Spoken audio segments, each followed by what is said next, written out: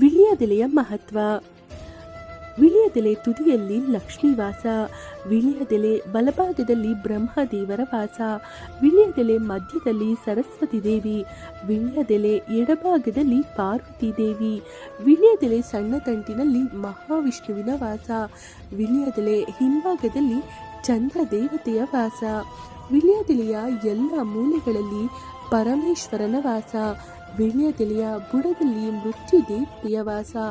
ಈ ಕಾರಣಕ್ಕೆ ತಾಂಬೂಲ ಹಾಕೊಳ್ಳುವಾಗ ತುದಿ ಭಾಗ ತೆಗೆದು ಹಾಕೊಳ್ಬೇಕು ಅನ್ನೋದು. ವಿಳ್ಯದೆಲೆ ತೊಟ್ಟಿನಲ್ಲಿ ಅಹಂಕಾರ ದೇವತೆ ಮತ್ತು ದಾರಿದ್ರ್ಯ ಲಕ್ಷ್ಮಿ ಇರ್ತಾರೆ.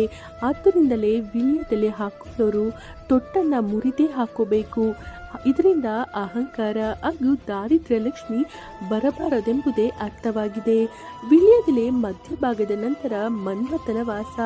ಈ ಎಲ್ಲ ದೇವರುಗಳು ಇರೋದ್ರಿಂದನೇ ವಿಳ್ಯದೆಲೆ ತಾಂಬೂಲಕ್ಕೆ ಅಷ್ಟು ಮಹತ್ವವಿರೋದು.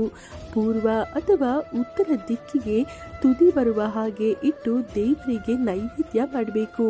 ಯಾರ ಮನೆಯಲ್ಲೇ ತಾಂಬೂಲ ಕೊಟ್ಟರೂ ದೇವರ ಮುಂದೆ ಇಟ್ಟು ನಮಸ್ಕಾರ ಮಾಡಿ ಆನಂತರ ಉಪಯೋಗಿಸಬೇಕು. ಮಂಗಳವಾರ ಶುಕ್ರವಾರಗಳಂದು ಯಾವುದೇ ಕಾರಣಕ್ಕೂ ವಿಳ್ಯದೆಲೆ ಹೊರಗೆ ಹಾಕಬಾರದು. ಹಸಿರಾಗಿರುವ ಮತ್ತು ಅಂದವಾಗಿ ಹಸ್ತದ ಆಕಾರ ಇರುವ ಎಳೆಯ ವಿಳ್ಯದೆಲೆಯನ್ನ ನೈವೇದ್ಯ ಮಾಡಬೇಕು ಅಥವಾ ತಾಂಬೂಲವನ್ನು ಕೊಡ್ಬೋದು. ಸ್ನೇಹಿತರೆ, ಈ ಮಾಹಿತಿ ನಿಮಗೆ ಇಷ್ಟವಾಗಿದ್ದಲ್ಲಿ ಲೈಕ್ ಮಾಡಿ, ಶೇರ್ ಮಾಡಿ. ಹಾಗೆ ಯಾರೆಲ್ಲ ಇನ್ನು ನಮ್ಮ ಚಾನಲನ್ನು ಸಬ್ಸ್ಕ್ರೈಬ್ ಮಾಡಿಲ್ಲ ಅಂದರೆ ದಯಮಾಡಿ ಸಬ್ಸ್ಕ್ರೈಬ್ ಮಾಡಿ. ಧನ್ಯವಾದಗಳು.